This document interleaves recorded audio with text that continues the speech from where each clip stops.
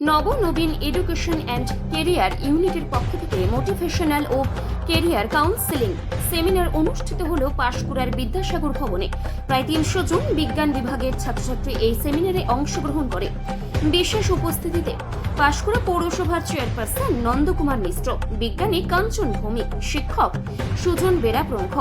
Motivational বক্তা হিসেবে কিরণ কুমারী, চন্দন মণ্ডল, শুভ্রজ্যোতি মুখার্জি, অরিন্দম সিনহা। সম্বর্ধনা দেওয়া হয় রক্তযোদ্ধা সৌমেন গায়েন, বিজ্ঞান ক্ষেত্রে অবদানের জন্য পীযূষকান্তি পট্টনায়ক, সাহিত্যের ক্ষেত্রে ভাস্কর ব্রতপতির লেখা আকাশচারিণী সুনিতা বইটি উদ্বোধন হয়। সেমিনার আহ্বায়ক অলোক মাইতি বলেন, ছাত্রছাত্রীদের কেরিয়ারের সঠিক দিশা দেখাতে এই প্রচেষ্টা।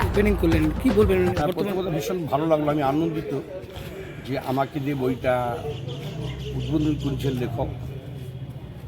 আর তো এখনও আমরা মহাকাশচারিণী সুনিতা উইলিয়ামস সম্বন্ধে বিস্তারিত আমাদের অনেক অজানা থেকে গেছে। এক ছোট্ট বই হলেও এতে নিশ্চিতভাবে কিছু তথ্য সমৃদ্ধ, যা ছাত্রছাত্রীদের জ্ঞান বাড়াতে, জানতে সাহায্য করবে, তাদের প্রেরণা জগতে সাহায্য করবে। তাদের উদ্যোগকে অনেক ধন্যবাদ এবং সাধুবাদ জানাই।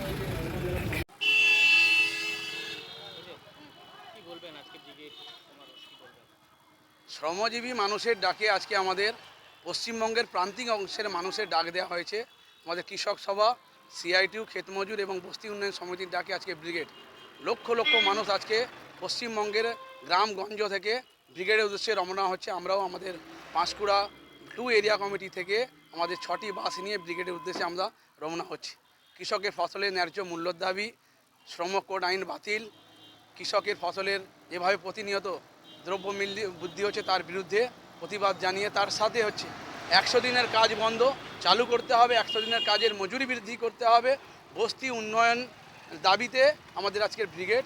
যেভাবে রাজ্য এবং দেশে তৃণমূল এবং বিজেপি সরকার মেরুকরণের রাজনীতি করছে, আমরা বলছি জাতপাতের নয়, কাজের দাবিতে লড়াই। এই লড়াইয়ের সামনে রেখে আজকে আমাদের নেতৃত্বরা ব্রিগেডের শ্রমজীবী মানুষের স্বার্থে এই বার্তা দেবেন যে দেশের রাজ্যের 80% গরিব মানুষের জন্য আমাদের লড়াই।